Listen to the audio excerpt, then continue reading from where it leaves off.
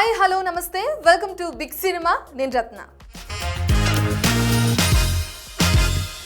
Pan India star కాదు, pan India drama star. అవును, ఇప్పుడు సోషల్ మీడియాలో ప్రభాస్ పై వస్తున్న కామెంట్స్ ఇవే. ఎందుకంటే ది రాజా సబ్ సినిమాతో ప్రభాస్ బాక్స్ ఆఫీస్ స్టామినా ఏంటో తేలిపోయింది. 400 కోట్ల బడ్జెట్, కానీ కనీసం వడ్డీ కూడా రాబట్టలేని దయనీయ స్థితి. సినిమాలో ప్రభాస్ కన్నా ఆయన డూప్ ఎక్కువగా కనిపించడంతో ఫ్యాన్స్ కూడా ముఖం చాటిస్తున్నారు. మరి ఇప్పుడు ఈ పరువు పోగొట్టుకున్న ఇమేజ్ని మేనేజ్ చేయడానికి ఫౌజీ సెట్స్లో యాక్సిడెంట్ డ్రామా మొదలైంది. గుర్రం మీద నుంచి పడడం అనేది నిజంగా ప్రమాదమా, లేక నేను డూప్ని వాడటం లేదు అని జనాలను నమ్మించడానికి పిఆర్ టీం ఆడుతున్న మైండ్ గేమా?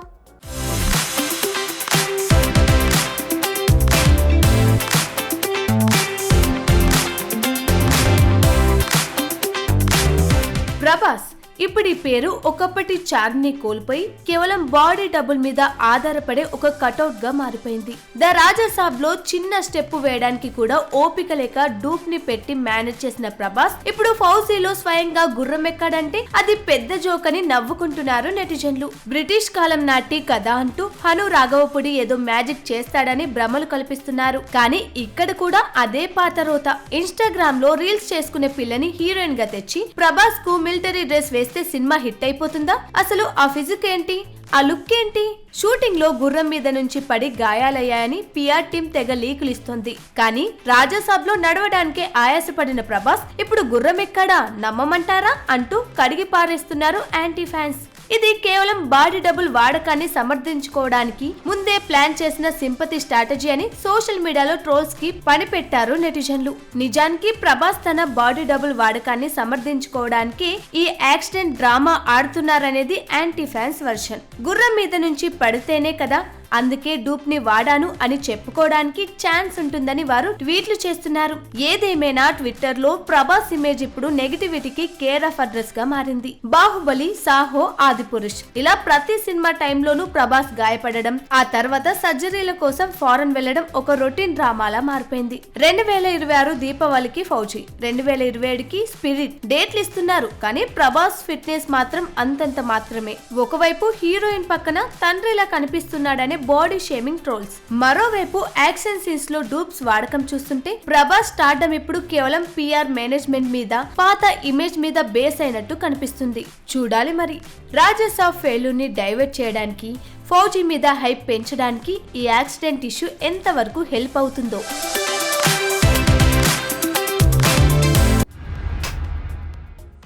మెగాస్టార్ చిరంజీవి పరిస్థితి ఇలా తయారైందేంటి? సినిమా అనౌన్స్ చేసి ఏడాది అవుతున్నా ఒక్కడుగు కూడా ముందుకు పడకపోగా ఇప్పుడు ఏకంగా నిర్మాతలే ప్లేట్ పిరాయించారట. ఇన్నాళ్ళు భారీ బడ్జెట్ అంటూ బిల్డప్ ఇచ్చిన కేవీఎన్ ప్రొడక్షన్స్ ఇప్పుడు చిరంజీవి సినిమా అంటేనే భయపడి పారిపోయిందా? దళపతి విజయ్ సినిమా తెచ్చిన నష్టాలతో చిరు ప్రాజెక్టును నట్టేటా ముంచేశారా?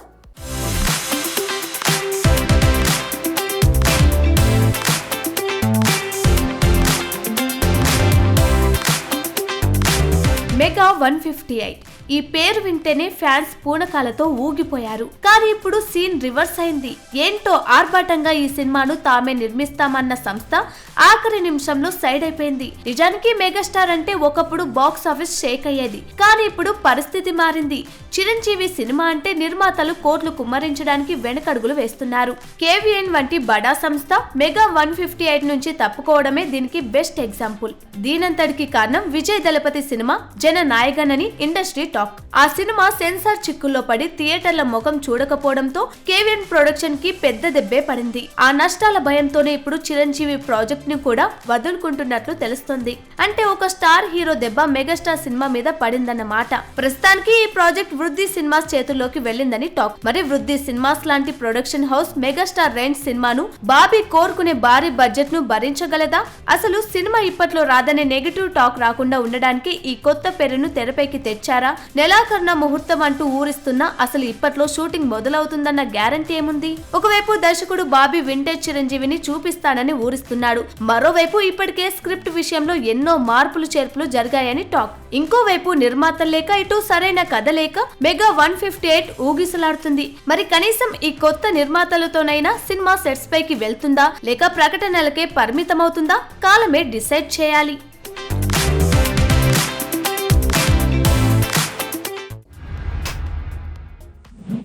ప్రేమ పక్షులు థియేటర్లకు క్యూ కడతాయని, వసూళ్ల వర్షం కురుస్తుందని కలలు కన్న టాలీవుడ్ కు ఈ వ్యాలంటైన్స్ డే వీకెండ్ ఒక బిగ్ నైట్ మీర్లా మిగిలింది. రిలీజ్ ముందు మనకు భారీగా హైప్ క్రియేట్ చేసిన సినిమాలు బాక్స్ ఆఫీస్ దగ్గరకు వచ్చేసరికి చతికిలపడ్డాయి. అటు క్రికెట్ ఫీవర్, ఇటు వీక్ కంటెంట్ కలిసి కొత్త సినిమాల గొంతు నొక్కేశాయి. ముఖ్యంగా మాస్ కా దాస్ ఫంకీ సినిమా ఫ్యూజులు అవుట్ అవగా దాని తర్వాత యాక్షన్ కింగ్ కూతురు ప్రయాణం ఎక్కడ మొదలైందో అక్కడే ఆగిపోయేలా ఉంది. అసలు ఈ వారం టాలీవుడ్ లెక్కలు ఎందుకు తేడా కొట్టాయి? సోమవారం నాటి డ్రాప్ ఏ రేంజ్ లో ఉంది?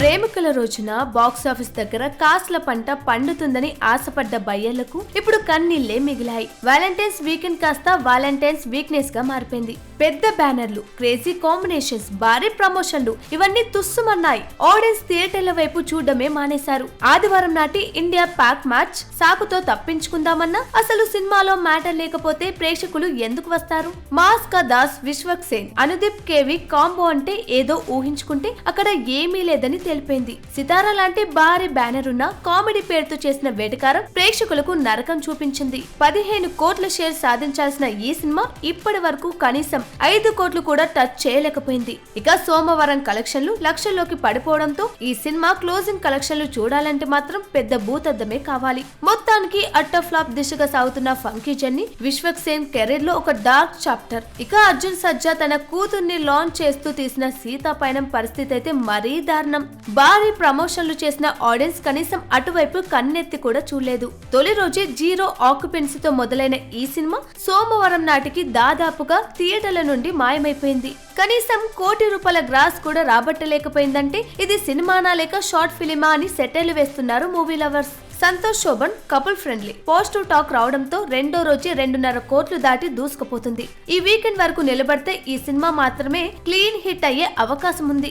ముఖ్యంగా యూత్ అటువైపు వెళ్తున్నా లాంగ్ రన్ లో అది ఎంత వరకు గట్టెక్కుతుందో చెప్పలేం. సో కంటెంట్ లేకపోతే ఇంత పెద్ద డైరెక్టర్లు ఉన్నా ప్రేక్షకులు కనికరించారని ఈ వీకెండ్ రిజల్ట్ మరోసారి గట్టిగా చాటి చెప్పింది. మొత్తానికి కంటెంట్ లేకుండా కేవలం హైప్ తో బండి నడిపిద్దామనుకుంటే ఆడియన్స్ కాలర్ పట్టుకొని నిలదీస్తారని మరోసారి ప్రూవ్ చేశాయి ఈ మూవీస్.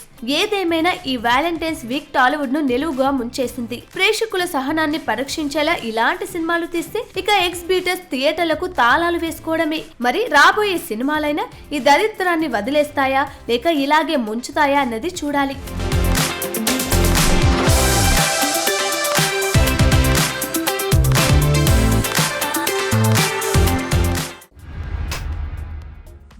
టాలీవుడ్ లో ఒక సామెత ఉంది, చేతులు కాలిన తర్వాత ఆకులు పట్టుకోవటం అని. ఇప్పుడు దీనికి అభిషేక్ నామం మాత్రం చేతులు కాలినా సరే మళ్ళీ నిప్పుతోనే చెలగాటం ఆడుతూ అంటూ తెలుపుతున్నాడు. దర్శకుడుగా తన మొదటి సినిమా డెవిల్ తో డిజాస్టర్ అందుకున్న ఆయన ఇప్పుడు ఏకంగా 100 కోట్ల బడ్జెట్ తో నాగబంధం అంటూ రెడీ అయిపోయాడు. అసలు డైరెక్టర్ గా తనకే సక్సెస్ లేదు, మక హీరోలకు అసలే మార్కెట్ లేదు. మరి ఏ ధైర్యంతో 100 కోట్లను కుమ్మరిస్తున్నారు?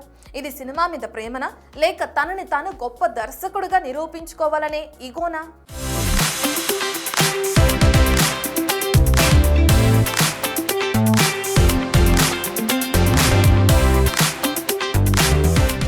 అభిషేక్ నామా టాలీవుడ్ లో డిస్ట్రిబ్యూటర్ గా ఆయనకి మంచి పేరుండొచ్చు, కానీ దర్శకుడిగా ఆయన ట్రాక్ రికార్డ్ ఏంటి? డెవిల్ సినిమా విషయంలో అసలు దర్శకుడినే పక్కన పెట్టి తానే డైరెక్ట్ అని బోర్డు తగిలించుకున్న వివాదం అందరికీ తెలిసిందే. ఆ సినిమా బాక్స్ ఆఫీస్ దగ్గర ఏమైందో చూసాం కూడా. ఇప్పుడు మళ్ళీ నాగబంధం అంటూ 100 కోట్ల లెక్కలు చెప్తున్నారు. అసలు ఈ సినిమాలో విరాట్ కర్ణ హీరోనా లేక అభిషేక్ నామా తన గ్రాఫిక్స్ మాయాజలం చూపించుకోవడానికి ఒక బొమ్మను పెట్టుకున్నారా?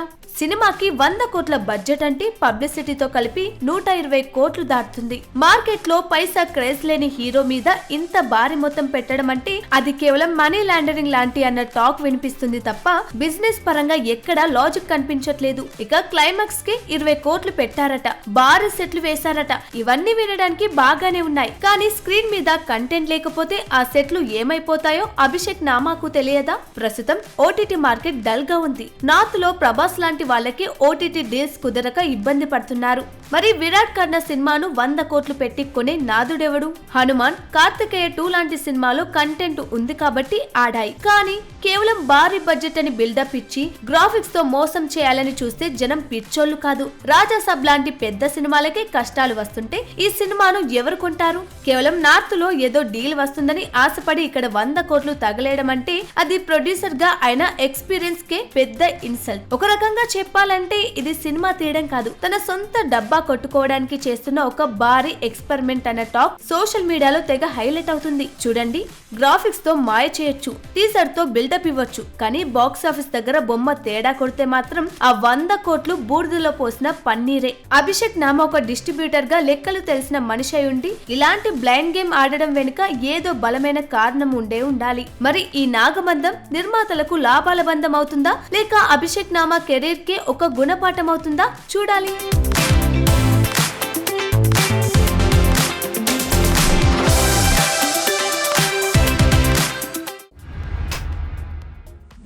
ఒకటి రెండు హిట్లు ఇస్తే చాలు మన హీరోలు తమేదో పాన్ ఇండియా స్టార్లమని భ్రమపడిపోతూ ఉంటారు. ఇప్పుడు కిరణ్ అబ్బవరం కూడా అదే జాబితాలోకి చేరిపోయాడు. నిన్నటి వరకు సినిమాలు లేవు బాబోయ్ అని పడుతూ లేస్తూ వచ్చిన ఈ హీరో ఇప్పుడు ఒక్క సినిమా కాతో హిట్ అవ్వగానే నిర్మాతలకు చుక్కలు చూపిస్తున్నాడు. అప్పనంగా 5 కోట్లు అడుగుతూ అసలు తన రేంజ్ ఏంటో మర్చిపోయి ప్రవర్తిస్తున్నాడట ఈ హీరో. అసలు కిరణ్ అబ్బవరం అడుగుతున్న ఈ అమౌంట్ వెనుక ఉన్న అసలు కదేంటి? నిర్మాతలు ఎందుకు ఆయన పేరు వింటేనే భయపడిపోతున్నారు?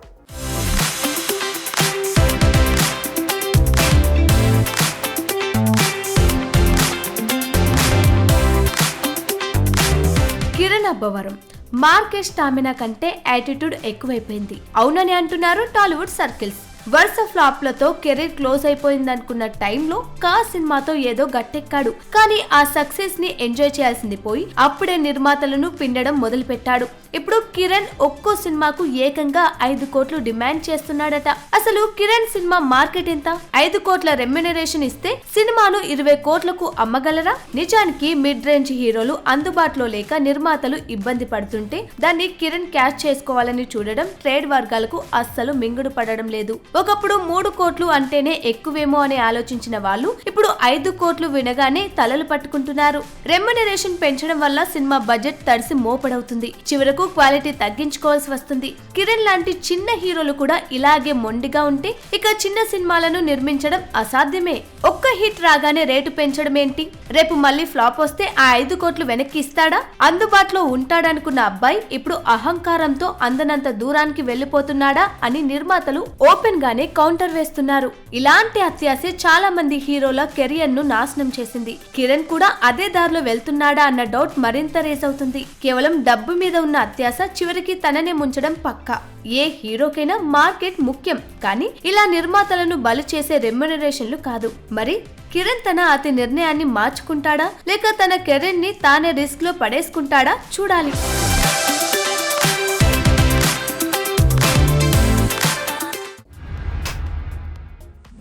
ఒకప్పుడు మన సీనియర్ హీరోల సినిమా వస్తుందంటే థియేటర్ల దగ్గర జాతర జరిగేది. 100 కోట్లు, 1000 రోజులు. కానీ ఇప్పుడు అవన్నీ పాత మాటలు. సీన్ మారిపోయింది. బాక్స్ ఆఫీస్ దగ్గర కుర్ర హీరోల స్పీడ్ తట్టుకోలేక మన పెద్దలు మెల్లగా రూట్ మారుస్తున్నారు. వెండి తెరపై మెరిసిన కళ్ళు ఇప్పుడు మొబైల్ స్క్రీన్ల వైపు చూస్తున్నాయి. ఇప్పటికే కొందరు ఓటీటీలో బూతులు తిడుతూ ఎంట్రీ ఇచ్చేస్తే మరికొందరు కథ దొరికితే చాలు సై అంటున్నారు. అసలు వీరంతా ఓటీటీ బాట పట్టడం వెనుక ఉన్న అసలు రహస్యం ఏంటి? నిర్మాతలను కాపాడమా, లేక తమ మార్కెట్ పడిపోకుండా కాపాడుకోవటమా? Let's watch it.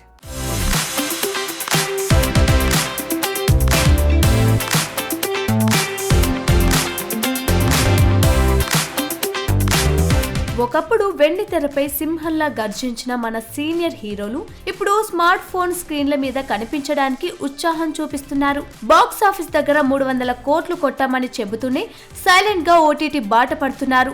ముందుగా విక్టరీ వెంకటేష్ ఫ్యామిలీ ఆడియన్స్ కు ఫేవరెట్ అనిపించుకున్న ఈ హీరో ఓటీటీలోకి వచ్చేసరికి రానా నాయుడుతో అందరినీ షాక్ కి గురి చేశారు. థియేటర్లో ఇలాంటి సినిమాలు తీస్తే జనం రారానే భయమో ఏమో కానీ డిజిటల్లో మాత్రం రెచ్చిపోయారు. అన్నయ్య Suresh Babu back end support తో సేఫ్ గేమ్ ఆడటంలో వెంకీ సక్సెస్ అయ్యారు. కానీ ఇది ఆయన ఇమేజ్ కు ప్లస్సా లేక మైనస్సా అనేది ఇప్పటికీ మిస్టరీనే. ఇక కింగ్ నాగార్జున వెండి తెరపై హిట్లు తగ్గిపోవడంతో ఎప్పుడో బుల్లి తెరపై బిగ్ బాస్ తో సెటిల్ అయిపోయారు. ఇప్పుడు అదే జోస్ తో ఓటీటీ సిరీస్ల కోసం డిస్కషన్స్ చేస్తున్నాడు. ఫిట్నెస్ మీద ఉన్న శ్రద్ధ కథల మీద లేకపోవడమే నాగ్ వెనుకపడడానికి కారణమని టాక్ వినిపిస్తుంది. సినిమాల కంటే వెబ్ సిరీస్లే ఉత్తమమని ఆయన భావించడం, థియేటర్ల మీద ఆయనకు నమ్మకం పోయిందనడానికి ఆ డిస్కషన్స్ బెస్ట్ ఎగ్జాంపుల్. మరోవైపు మెగాస్టార్ చిరంజీవి, నందమూరి బాలకృష్ణ కూడా ఇదే బాటలో ఉన్నారు. కుబేరా సక్సెస్ మీట్ లో తన ఓటీటీ ఆశలను ఓపెన్ గానే బయట పెట్టేశాడు చిరు. నాగార్జునని ఇన్స్పిరేషన్ గా తీసుకుని డిజిటల్ ఎంట్రీకి రెడీ అంటున్నారు. అటు బాలయ్య ఆల్రెడీ అన్స్టాపబుల్ షోతో అదరగొట్టిన ఇప్పుడు వెబ్ సిరీస్ల కోసం కథలు వింటున్నారట. అయితే సినిమాల్లో ఛాన్సులు తగ్గాయనే భయమో లేక ప్రొడ్యూసర్ కాస్త భరించలేక నిర్మాతలకు తక్కువ ఖర్చులో పని ముగించే ఐడియా ఇస్తున్నారు, లేక సిల్వర్ స్క్రీన్ పై యంగ్ హీరోల పోటీని తట్టుకోవడం కష్టమని సేఫ్ బెట్ గా ఓటీటీని ఎంచుకుంటున్నారో తెలియదు. కానీ సీనియర్లు ఇలా ఓటీటీ బాట పట్టడం అభిమానులకు మాత్రం మింగుడు పడడం లేదు. చూడాలి మరి ఈ చిన్న స్క్రీన్ ప్రయాణం ఎలా సాగుతుందో.